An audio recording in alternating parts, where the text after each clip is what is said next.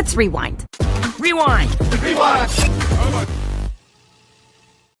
Welcome back, ScreenCrush. I am here to talk to you today about Daredevil Born Again Episode 4. If you haven't seen it, then obviously you shouldn't be watching. Big spoilers ahead for Daredevil Born Again Episode 4. So a little later, I'm going to be joined by some Daredevil super fans and people who know a lot more about this kind of stuff than I do. We're going to have Doug's attorney, Mike Mazzella, our own Ethan Ing, who co-writes the Daredevil videos with me, and our own Colton Ogburn. Now, before we get into this, I just want to say off the dome, because we don't plan these things out, not very well at least, that this episode floored me in a lot of ways. It is, I feel like, the first time we've really seen Bullseye portrayed in the MCU. You know, the first 2 seasons of the Daredevil show kind of held off on introducing him, which I think was smart because Bullseye is such an important character in Daredevil's story. He started off as, you know, one of like many colorful rogues that he had, but Frank Miller took this guy and really turned him into something special at the start of his run as a writer artist on this show, or on this, in this comic book.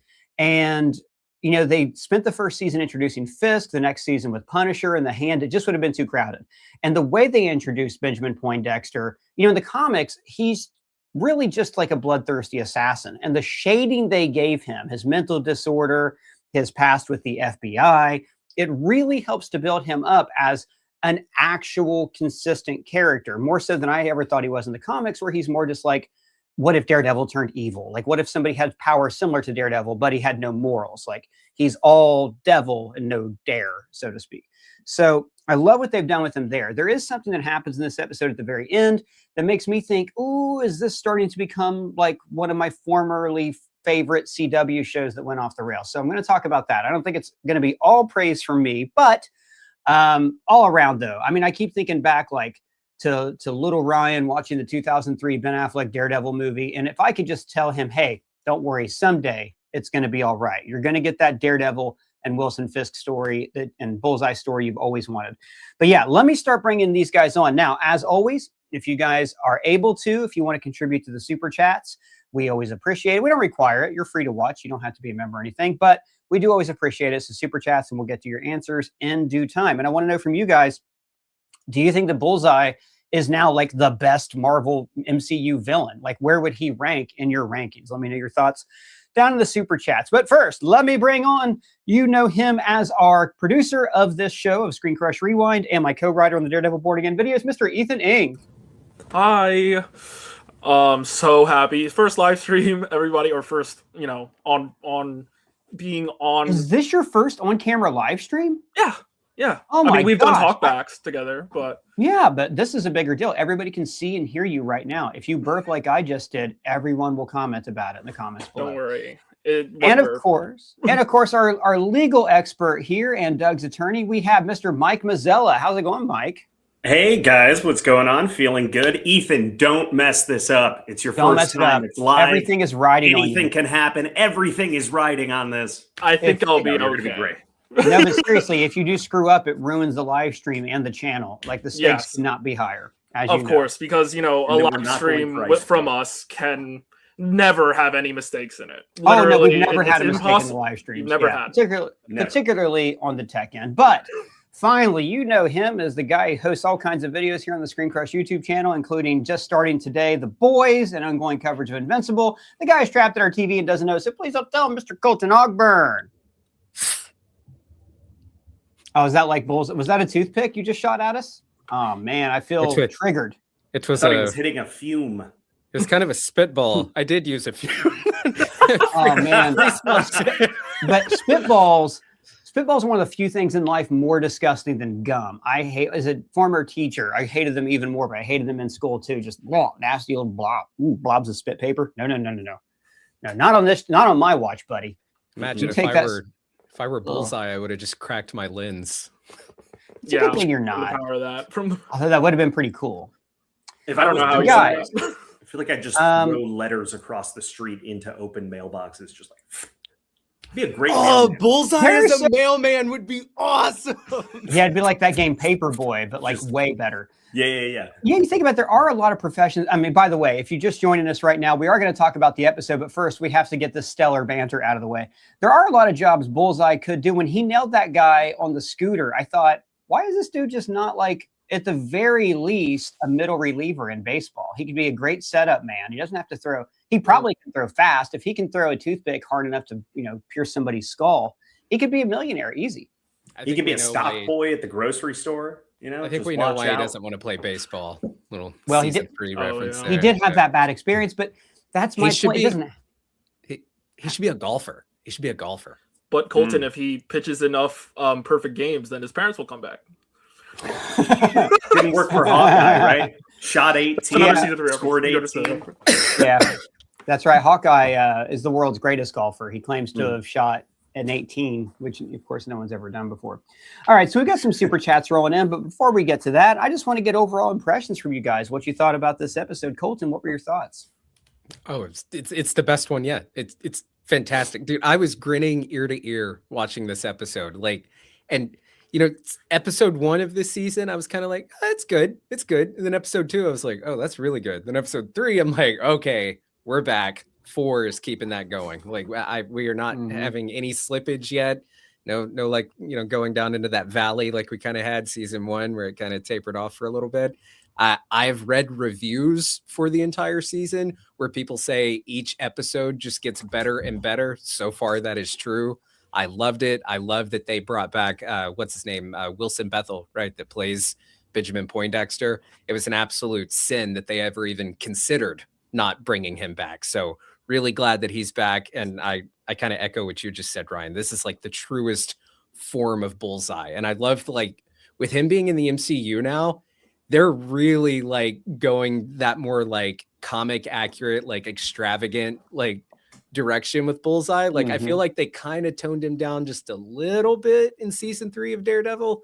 Not anymore. He's just very much so. He didn't have the suit. Yeah. He was dressed as Daredevil the whole time, which highlights the whole dichotomy I talked about, the evil Daredevil and stuff. But even the oomph behind when he throws something, the sheer amount of strength that has to be behind these various objects that he pierces people with. It's and really also cool. Keeping it grounded, like Ethan pointed this out in our breakdown, but the wrist exercises he does, for dexterity. He was also showing in season 3, Ray Nadim's kid how to throw a curveball like that. Can I also just say, I don't live in New York, but when he walked out on a New York City street with all those knife holsters on his belt, I was like, I don't know. Honestly, people would just assume you were a worker, like you were going to go to a LARPing thing in Central Park or something. I don't think anyone would look twice at it. Gotcha.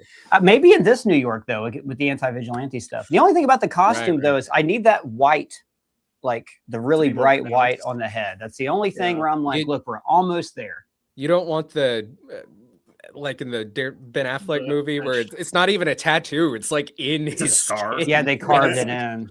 Yeah. Bullseye. And they let him use his accent. Yeah. No. So you don't want Bullseye to have a thick he goes, Irish Bullseye. accent. Huh?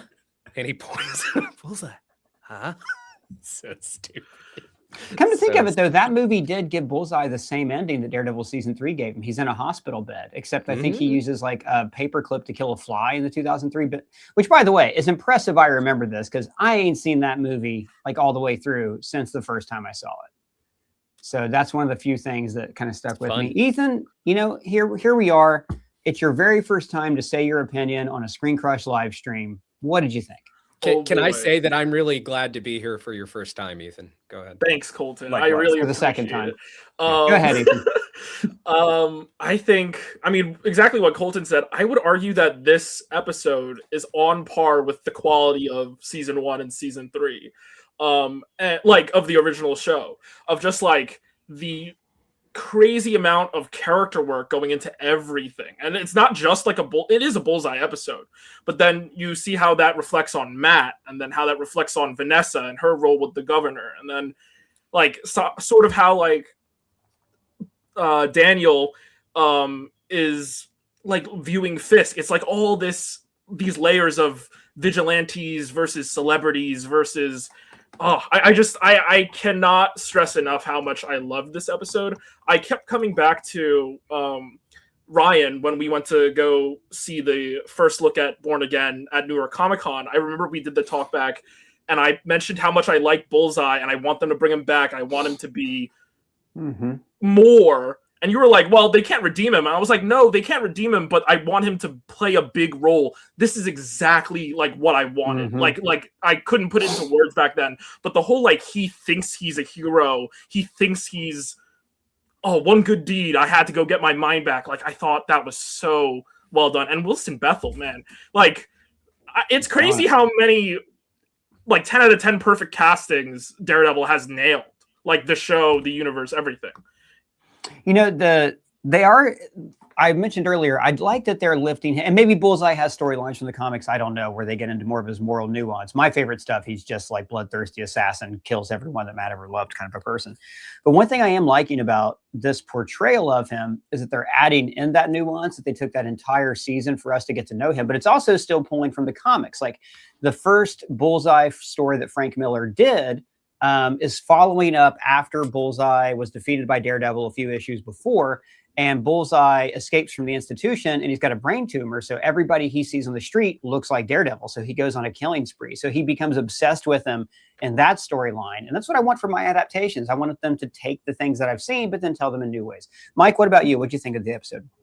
Absolutely phenomenal. One of the best Marvel television episodes of any series that they've done ever, by far.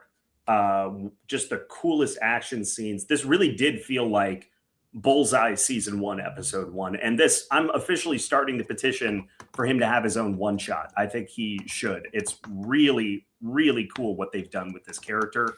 The actor, would you say his name was Wilson Bethel? Yeah. Bethel. He was asked in an interview like a couple of weeks ago, you know, for the promo junket for this show, what is your favorite action movie or TV show? Like, what's your favorite sequence of combat that you've ever seen portrayed in film? And he said, Daredevil Born Again season 2, episode 4. And he was absolutely right. It's great. A really amazing action-packed episode with a like stellar climactic conclusion. Rest in peace, Vanessa. She got hit with a paperweight. We don't know if she's dead yet. She might stick around. She might hang in there. But I mean, we'll get to that in a second. But what a way to go, really, right? Nailed by a paperweight of your hubby. Here's the thing, and I'm sure we're going to talk about it too. But it's like, if you go and watch it back, she would not have gotten hit with that had Fisk not intervened and smashed the paperweight with the championship belt. And that's got to be going through his mind while he's, you know, helping her recuperate or whatever's next, is that he in some way caused this. That's awesome. Well, I think she would have been just nailed in the face by the paperweight. I don't know. No. Bullseye was throwing it at Fisk, and Fisk hit it, and it deflected. Oh, okay. I missed that. We missed that in our breakdown. Yeah. Okay.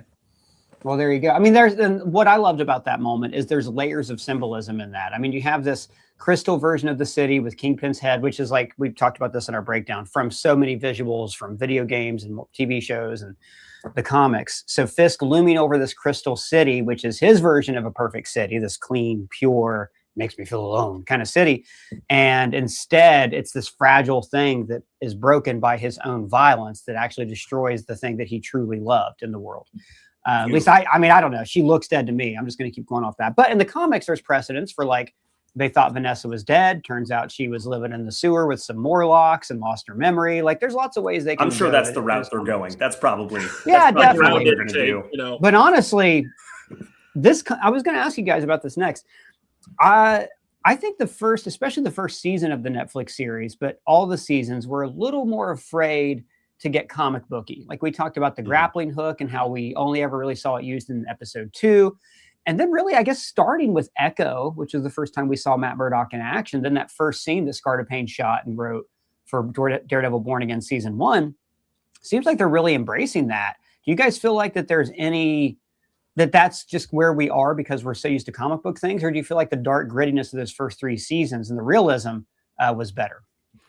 I think the grappling Go ahead, Colton. I think the grappling hook was more of a budgetary thing. Like, I think had they thought they could have pulled it off and it looked good back when they were doing the original, that they totally would have went for it. Yeah. I Okay. think All Drew right. Goddard said something about that. I think he was a showrunner for season 1 of the He original. was. But yeah. Or writer It on was so season good. one. Yeah. Sorry, Mike, what you were saying? Oh, I was just going to say, I like the shift. I like the shift to things being a little bit more fantastical, more colorful, more bright, and more suspend your disbelief. I think the Netflix shows, when they first came out, had an intention to be more gritty than the MCU movies, and that they were almost going for a kind of like Zack Snyder, like dark DCEU vibe with those, like more gritty, more raw. It's on Netflix. We can curse, we can have blood, we can have, extreme violence. And it's like, yeah, you can have that stuff, but why can't the blood be like really bright and colorful and fun? I don't know. We can have a gritty, real, violent, like street level superhero project without it needing to be in like dark muted tones and everybody's gruff and everybody's mean and they just wear leather. Like, no, give us comic accurate costumes and give us brutal violence. You screwed up. You went ahead and brought up the visuals of this show. So Colton, there's one thing I pointed out to you. Like when you watch the show on screeners, I mean, look, season 1, you made a valid point. Like everything was washed out. I just thought they were going for that look, right? Whereas the Netflix show, the colors really pop. There's high contrast, saturation. This show, we were watching on screeners that do look more muted than when it is on Disney Plus. So, I mean, but it still does look like some of the design choices, like the fact that Karen and Matt's hideouts are always perpetually at sunset, and like in the one scene, I thought it was really cool when they're in like Josie's, but now in their hideout, wherever it is, it's always streaming in like that. That was a bit much for me, but I mean, I'm of course nitpicking a little bit. What are your thoughts on the appearance and color of it right now? Oh, I think it's looking a lot better. And I mean, to be clear, the Netflix version, yes, it was dark and gritty, but it wasn't ugly. Like it had contrast. It had, like this depth to it. Yeah. Season 1 of Born Again, there are no, like if you take an eyedropper tool from like a Photoshop or something, there's no true black in any of the frames almost. Season 2 seems to be correcting that big time. And I mean, I won't drone on about how it's really just, you notice this amongst Disney Plus shows, Lucasfilm stuff and Marvel stuff. You don't really notice it as much with like a Peacemaker or like The Boys, because they take the time to not make their shows in this really flat, standardized lighting type of way that they seem to be doing on Disney Plus, which is really weird that they do it that way, because Disney Plus, they seemed for so long to make their TV shows more like how they make movies, which means you would take a little longer to actually like set up the lights and work on that type of contrast and all that. Well, but in this, a lot of people would say the movie coloring isn't that good either, but please continue. Yeah. It's just so standardized, but I'm glad to see that they're moving away from like really just the flat imagery that you notice in a lot of Disney Plus stuff and MCU stuff. It's certainly popping more. There's actual contrast. So yeah, I think it looks a lot better. Ethan, what did Drew Goddard say about the grappling hook? You never finished your thought there. Did you forget what he said? Now I'm circling back and it's embarrassing for you in your first ScreenCrush live stream? No, I believe I'm paraphrasing, but it was he basically said it was a budget thing. Like we would have loved to use more of it. Yeah.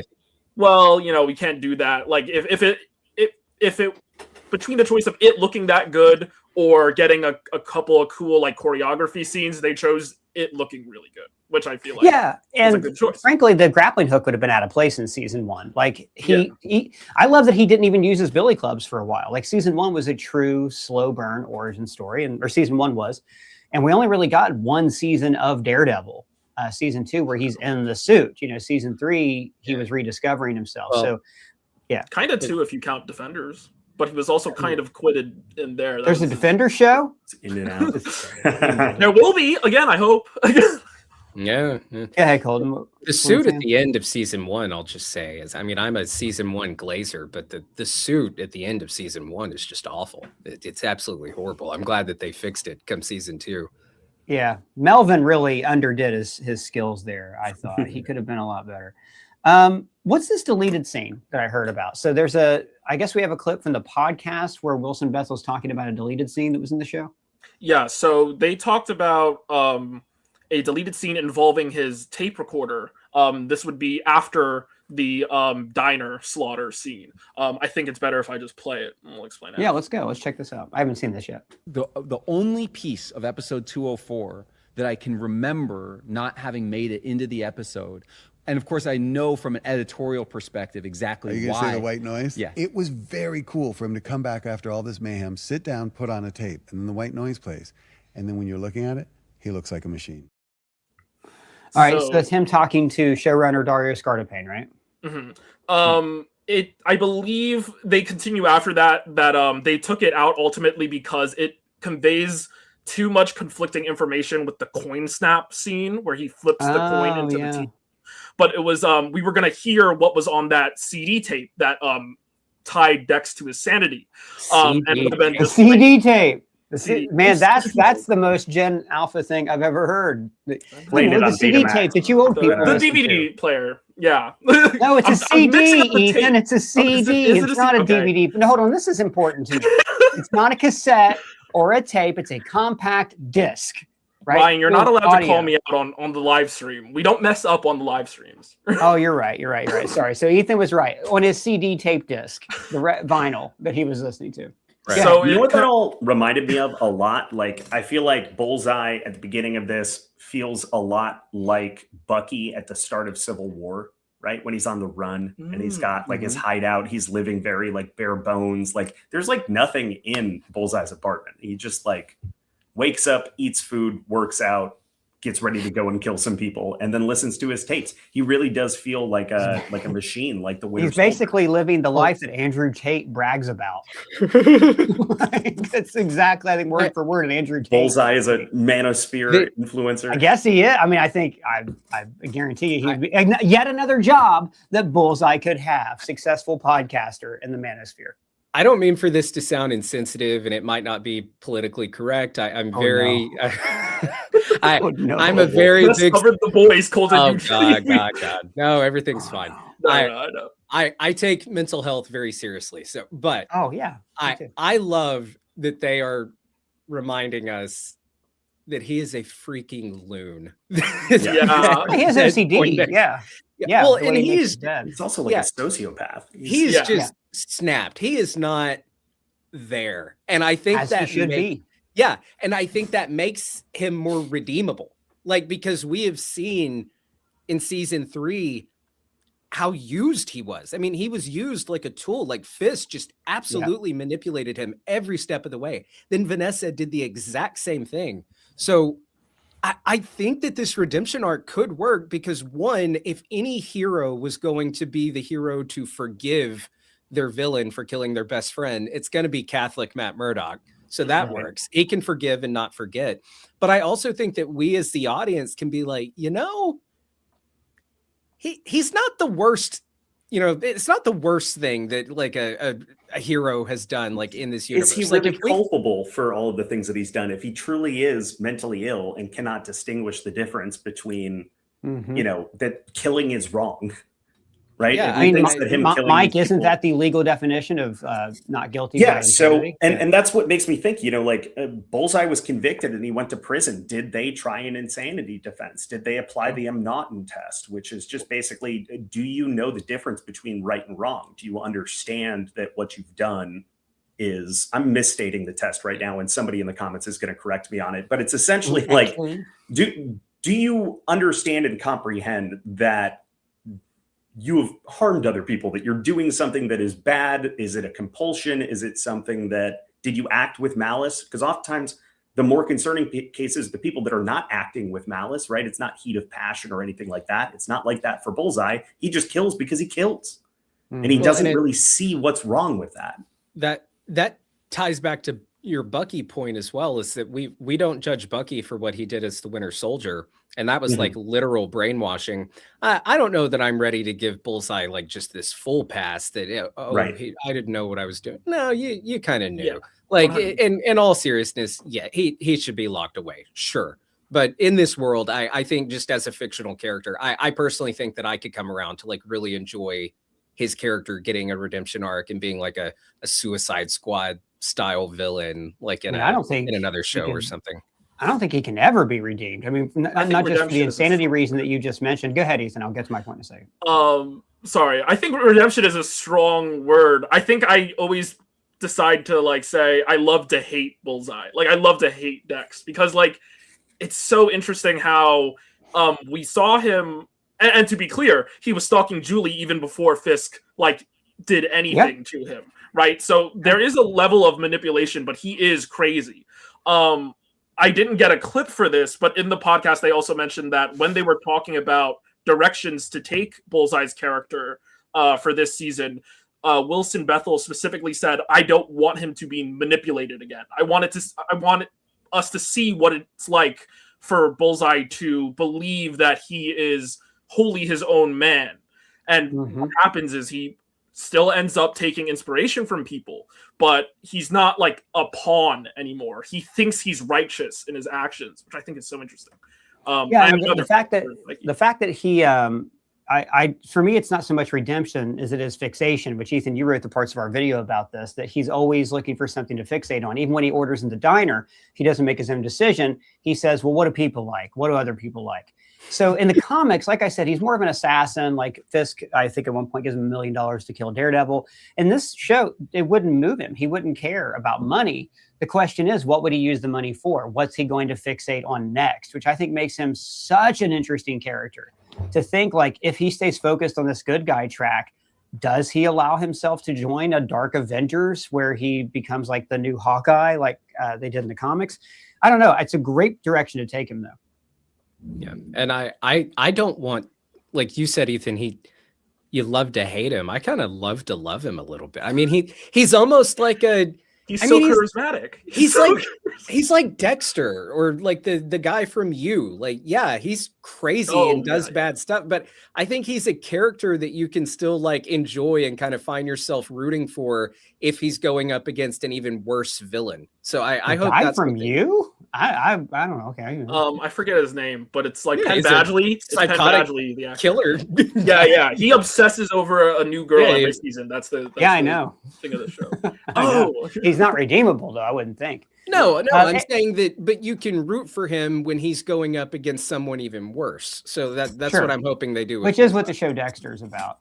Now, I want to get to talking about a couple of things in the episode I didn't care for so much. We got some super chats coming in right now. Keep those super chats going, guys. We always appreciate it. First, I want to remind you, our Merch Madness sale. The basketball may be over, but the sale is not. We have 4 more days left on this on our community page. We were pitting different shirts and designs against each other. I think we're closing that on the big winner there. But remember, we do have these shirts for 20% off using the code Merch Madness. There's the Punisher Semper Fi shirt, the Tashi Station Power Converter sale, and Mayor Goldie Wilson, 1985. I think this might end up being my favorite, the Cones of Dunshire Atari game cartridge. I'm Woody. Howdy, howdy, howdy. As well as all the other Daredevil merch we have, like Matt Murdock, Really Good Lawyer, the Let the Devil Out hallway fight shirt. Of course, this new version of our stripped down hallway fight in black and white. And from Project Hail Mary, written by Drew Goddard, showrunner of Daredevil Season 1, we have Amaze. That and many more are linked down below. So let me talk about the thing. We do have a super chat here from Jordan Enrique, gave us $5. Thank you. Said, I thought the little white tiger was annoying and a little corny. Well, I don't know about annoying. I thought she was a great character in season 1. I've liked seeing her arc of like wanting to help out and how now she's taken on the mantle of the White Tiger, like what happens in the comics. But man, that stuff with the SD card, like this is the most important job we're going to give you as a vigilante. You have to take care of this SD card. She's like, don't worry, I got it. Don't worry, I got it. And in the world of digital media, why would she hand deliver a piece of physical media and then slip it into BB's pocket in front of a guy the mayor? What did you guys think of this? It blew my mind. Or no, she didn't even do it. She didn't even do it. She got the other guy to do it. She got Hobby to do it. Well, Ethan, and who the hell's that guy? An SD guy who card. sells street meat? It's like a CD tape, but it's small. Right. Yeah. Here's the more deal. compact, more durable.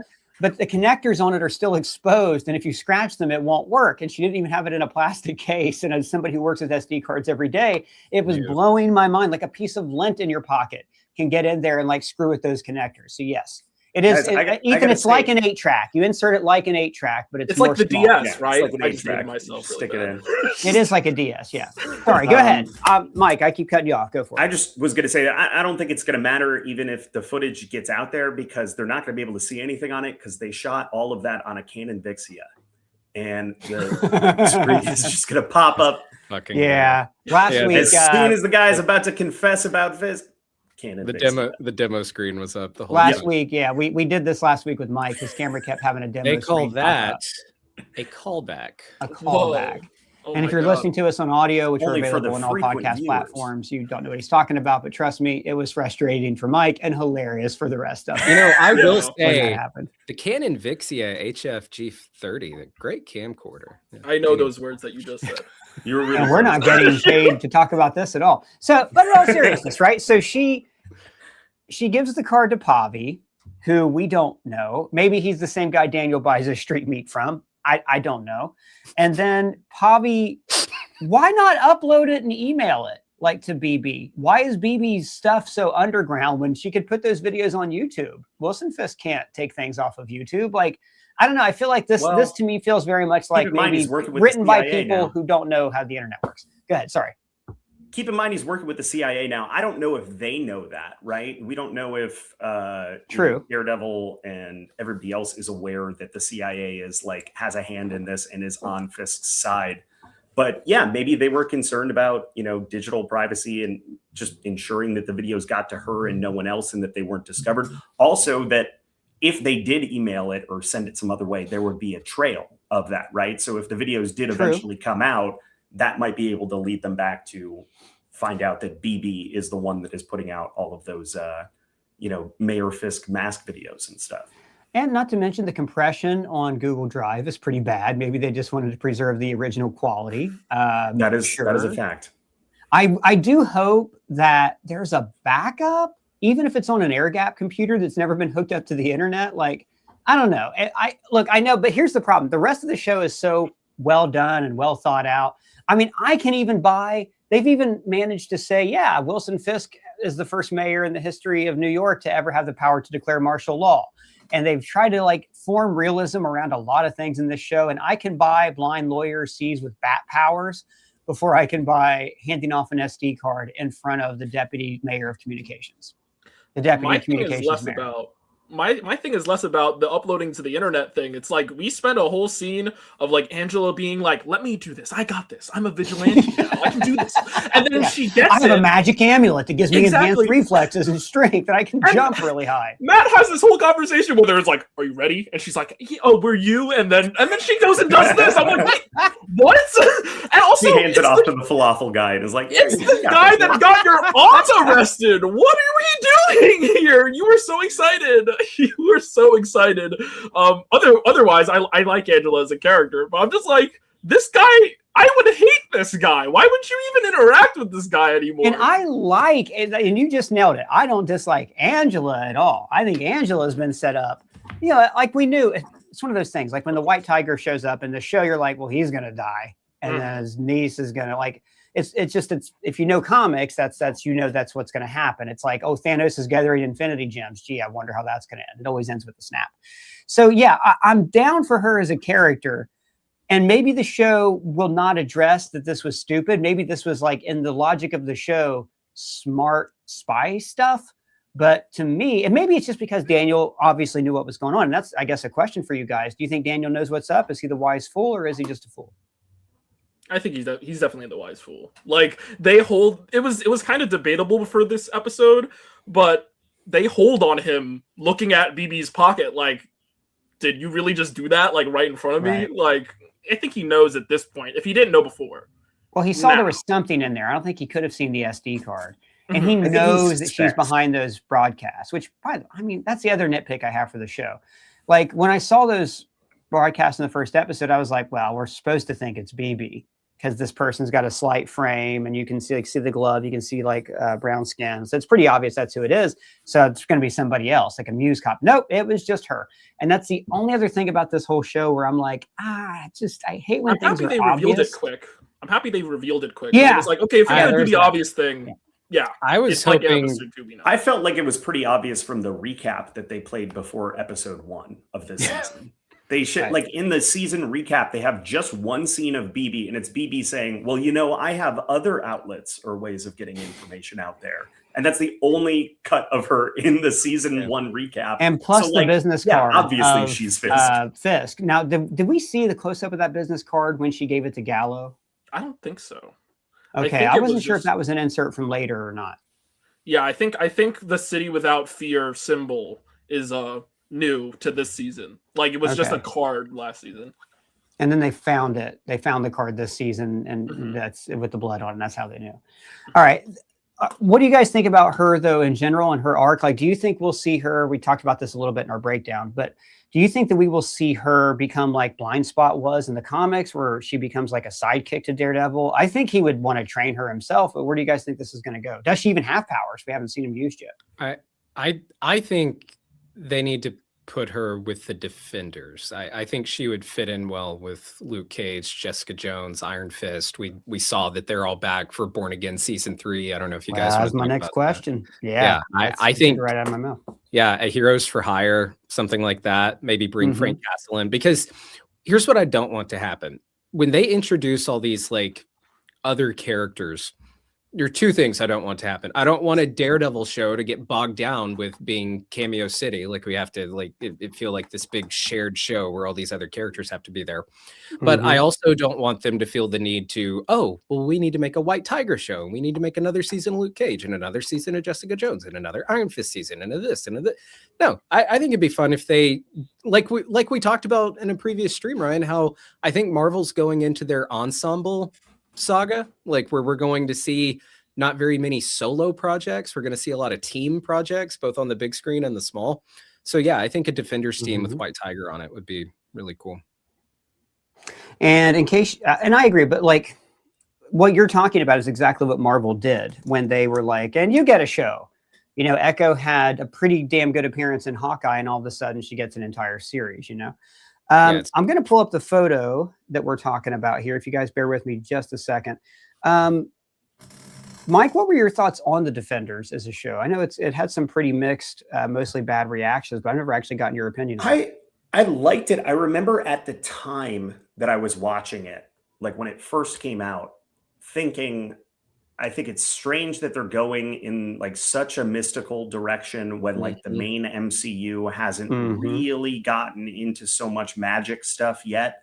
But now that we're so much further along in the MCU, all of these crazy things, aliens, wizards, androids, all that stuff's commonplace in the MCU. I think it would have worked better in like kind of this era of that universe. But because it was so secret at the time, I guess it was like justifiable. Just I, as a fan, thought at the time that the plot of that show felt out of place in the larger like MCU narrative if it were to, you know, actually be canonized and incorporated, which now it is.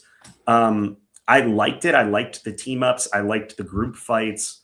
I liked that they had that little thing at the beginning that's like similar to the beginning of the Avengers where they're all fighting each other until they realize, oh, we're friends. And the show, the best thing about it was the dynamics between them. It was getting to see people meet and cross over and have things in common, and, you know, and also constantly dunking on Iron Fist, which was great too. Constantly meeting each other, finally meeting each other.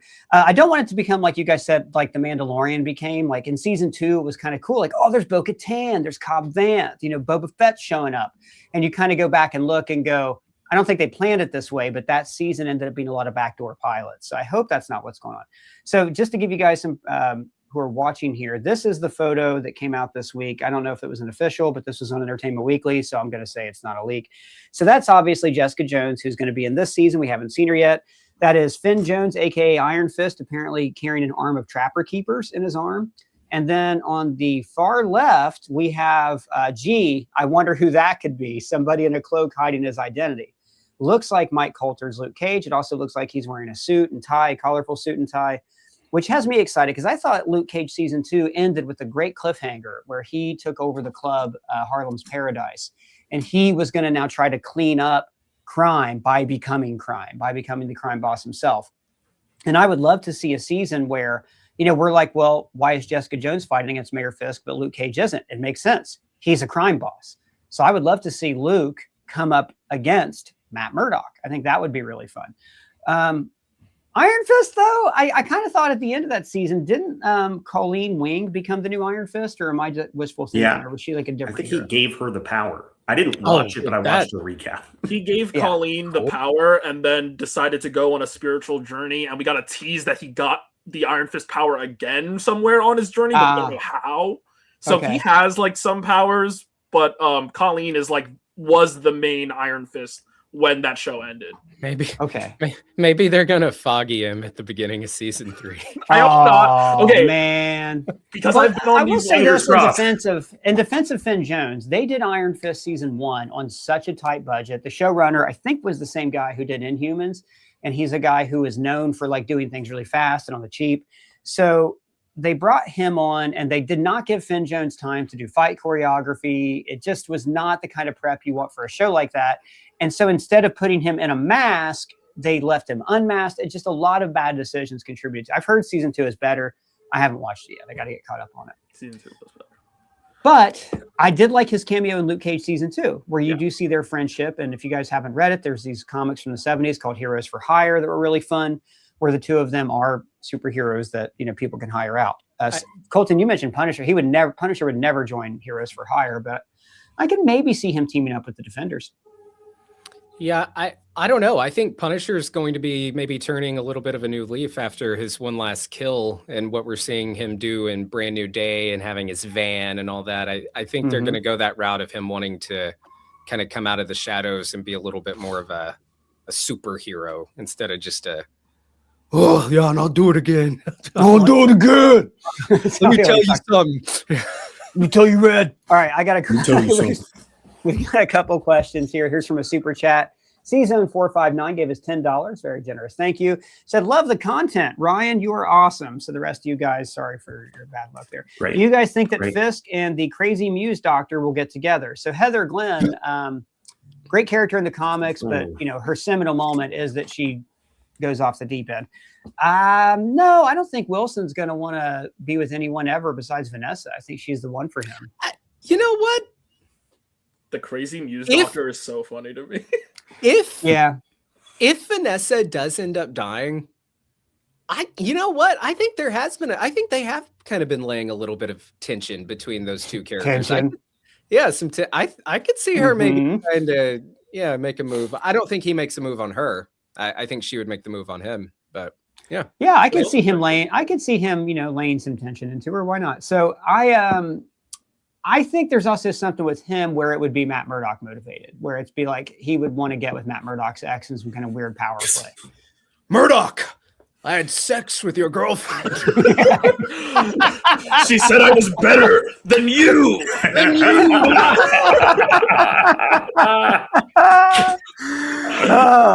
Now my father will love me. It was truly a born again kind of feeling. Again and again, if you catch my grip, Murdock. So that's the answer to C-Zone459's question. I think it's a resounding maybe, and we kind of hope so from what I'm hearing from everybody here right now. Anyways, AO3 or AF3, AO3 is going to be lighting up with that one right now. There you go. The Congresswoman, got it. The Congresswoman. AO3. Oh, yeah, AO3, exactly. Yeah, her. Right. I do like we got off topic though as far as Angela. We talked about this a little bit last week too, but like I like her. I don't necessarily think she needs to be crammed in with the Young Avengers, but I would like the problem for me is if she's the sidekick, I guess she would be the focus of the season because every episode would be like, well, how she can't do anything by herself because why is Matt letting her do that? But I don't know. There's something interesting they're building up there. I'm into that. Like it is this fantastical element, the magic amulet that they're introducing. I think it sounds like a lot of fun. Yeah. All right, let's talk about the ending before this podcast runs out of time. So we already went into the symbolism of the glass paperweight and what it meant for Fisk and his fragile city I love destroyed Vanessa. Do you guys think she's dead? Well, some of you guys, two of you guys have seen the next episode through screeners, but I take it that she's dead. I don't know. That's a lot of blood, or there's going to be brain damage and she'll be in a coma. And this is the kind of thing where she was like the governor said, Fisk's only tether. And now the gloves are off, so to speak, not to dive too deep into a boxing metaphor. Colton, what did you think? I loved that quiet scream that he gives, like where the whole thing is just muted and we just see Wilson screaming like in this rage. Like I think they have to kill her. Maybe she hangs on for a little bit because I feel like they would have confirmed she was dead at the end of this episode if she were. So maybe she's lingers for a bit, but I think she's got to go. I think eventually. I mean, that was season 1 too, though. Come to think of it, right, Ethan? Yeah, where she got she was in a coma. Oh, right. Yeah. So I don't know, the coma thing I just kind of threw off the top of my head, but they've done that. And God, I think that's what has to happen. I mean, there's really nowhere else to go. Yeah, I mean, what are we gonna do? You've got to progress this story a little bit. I think in order for Wilson Fisk to grow and change and not become a stale character, and us just keep repeating that. I mean, as much as I love really all the seasons of Daredevil, even season 1 of Born Again, okay, I like it. All right, as much as I love them all, it does kind of get to the point where it's like, all right. I mean, how many times are we going to kind of essentially tell this same story, this fight between Daredevil and Kingpin? So, yeah, I think he's going to have to undergo a massive change, and losing Vanessa would, I think, probably be that change. And I never remember how to pronounce her name, the actress who plays Vanessa, but Ayelet Zur. She's great. I mean, she embodies that character, but like I said, short of like some weird comic book stuff, where she falls in with under sewer dwellers, loses her memory, that kind of thing. I mean, when that happened, she died in a building exploding or a parking garage exploding. So loses her memory? Yeah, that happened in the comics, and she lived with the sewer people. Dude, that piece of glass that piece of glass is up in her brain. There you go. So maybe she does lose her memory. Yeah. That'd be true, yeah. And then he would lose Vanessa all over again, in a way where it would be. Because I don't know. My problem with that is with her dying. Did you guys watch Arrow, the show Arrow? I know of it. Okay. I think I know which death you're talking about. We just hit this anniversary of when, sorry, spoilers for a 10-year-old plotline, where Black Canary died, where Laurel Lance died. And that was, I mean, somebody died every season that was close to Oliver. It's like his mom died. This person died. Like you could tell when they introduced the character, it was just to kill them off, and it became a crutch for the show to bring emotional weight to storylines. And that was like the nail in the coffin. I don't think you kill that character, but I kind of don't want this same thing to happen where it's like, okay, well, who did Bullseye kill this week to motivate a main character on the show? They call that Phrygian in the business. Yeah. I do like the idea of him killing her only in the sense of like her, like the in here, Vanessa, but like she's still alive and becomes a different I really like that, because that might hurt Wilson even more, that she's still like then it kind of becomes more like a breakup. Like she's still out there, but it's not her. Like she's so different. I kind of like that idea. Which again is the motivation. It becomes like a 50 first dates situation. Yeah. Fisk has to win her back. I know where Vanessa Born Again. You're very precious to me. Vanessa.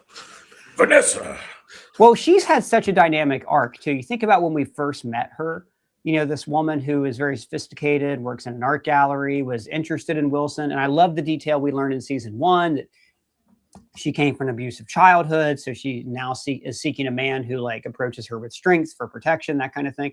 So there's all these layers to that. But going back to who she was in season 1, as opposed to now, it's a very different person. I mean, she embraced the role of crime boss. Yeah. I also love in season 1, she was able to out-riz Matt Murdock. Like every woman we see Matt interact with in those first few episodes, the women around him are kind of like, they blush, they're like in his presence.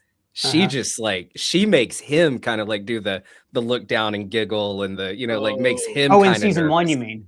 In season 1. She makes Matt nervous. I thought you meant, Yeah. I thought you were talking about her better in the show than I ever did in the comics. It was only more recently in the comics when Vanessa became this like crime boss on par with Fisk. For many years, especially during the Miller run, she was just the innocent person, in Fisk's life that he was trying to be good for. And I love the turn that she's taken. I as much as we criticize season 1 of this show, I loved their relationship in it. The couples counseling, the visual metaphor from Citizen Kane where they're sitting on opposite sides of the table, all that stuff. I thought that they've really grown and evolved in a way, and maybe their marriage is so happy that you're right. There is no other place to go with it. The visual of his big ass sitting on that therapy couch. I Yeah. love that. Seeing this powerful dude and he's just sitting there kind of, you know, looking very, you guys can't see me, but hands on the knees, like just very, I love that visual. When he was like anxious about Adam's hands, like when she talked about Adam's affair's hands, and he was just like, I don't want to hear this. I don't want to hear this. Mike, I know you've watched ahead on Screener, so I don't want you to give out any spoilers, but I mean, what is your opinion about the ending of this episode? Awesome. I mean, like, great cliffhanger to leave us on. I have seen the rest of the episode, so I won't talk about them, but I love Colton's idea of 50 Fisk dates. Vanessa has no memory and he has to win her back. I want to talk about the fight, dude. Can we talk about what was even happening? We got a little bit of time left. Let's go. So politicians do charity boxing events sometimes. That's not unheard of. Celebrities and politicians doing a charity bout, right? It's supposed to be like a friendly sparring competition. Fisk is beating this man within an inch of his life. He's about to hit him in the back of the head, blood. Which is an illegal move. He's doing dirty punches. He's wearing white so that he can get the blood all over him. You're the mayor of New York City, dude. What are you doing? Like, what is this? Is this just a level of hubris that Fisk thinks he is just truly and completely untouchable, not only from like the legal aspects of like the bad things that he's doing with the anti-vigilante task force, but from like public accountability? Who wants to see their public servant literally beating a person within an inch of their life? It like, even before honestly, all this stuff goes down with Bullseye, like, in what world, if this night had gone perfectly according to plan for Wilson Fisk, why did he do this? What benefit does this reap him? Does he want people to be afraid of him? And when I say people, I mean not people that are like in the game that know that he's the kingpin. I'm talking about like average people on the streets. Are you trying to stoke fear in the citizenry? I don't see how that benefits him at all. In terms of political theater, I don't think we're that far off from that where we are right now. I honestly think that if a politician came in and said, I will personally beat to death any enemy of the United States, they'd win in a land. I mean, unless they're having a wrestling match in the Senate, I don't think there's many fist fights on Capitol Hill right now, True. But there could be. You're right. Well, you know, Sumner beat a man to death with a cane on the floor of the Senate, but that was in the lead up to Civil War. Sorry, Colton, go ahead. This has to be last word. They're having a wrestling match at the White House. It's the UFC thing, but he's not participating, so that's not quite the same thing, right? Right now, but the winner becomes the Secretary of the Interior, so it's very important. I loved the fight and the Secretary of the Interior. I love the fight and the insanity of it. Just the extreme nature. I love that he's doing it at Fogwell's. That's such a punch in the face. That was great. That was so great. That's right up there with Sleeping with Heather Glenn on terms of like Murdoch. Daddy's dead, Murdoch. I mean, he's basically saying, I am New York's father now. All right, guys, we have to end it there. I'm really sorry. I'm getting into the conversation, but I think I've left the people out there with enough mental imagery to last them a lifetime. Ethan Ing, congratulations on your very first appearance in a ScreenCrush live stream. We'll see you next week. Thanks so much. And Mike, always a pleasure to have you on. Thanks so much. Follow me at Mike M Comedy. Thanks, guys. Take it easy. Mike M Comedy, links down below. And Colton, good to see you too, my friend. Thanks for your coverage of the boys and all the other great things you do here at ScreenCrush. Yeah, you bet. Bye. And we want to hear from all you guys. I got Colton up. And we want to hear from you guys down in the comments below, where you can find us on our Discord server or follow me on Substack. That would be a huge help. And if it's your first time here, please subscribe, smash that bell for alerts. For ScreenCrush, I'm Ryan Airy. And out.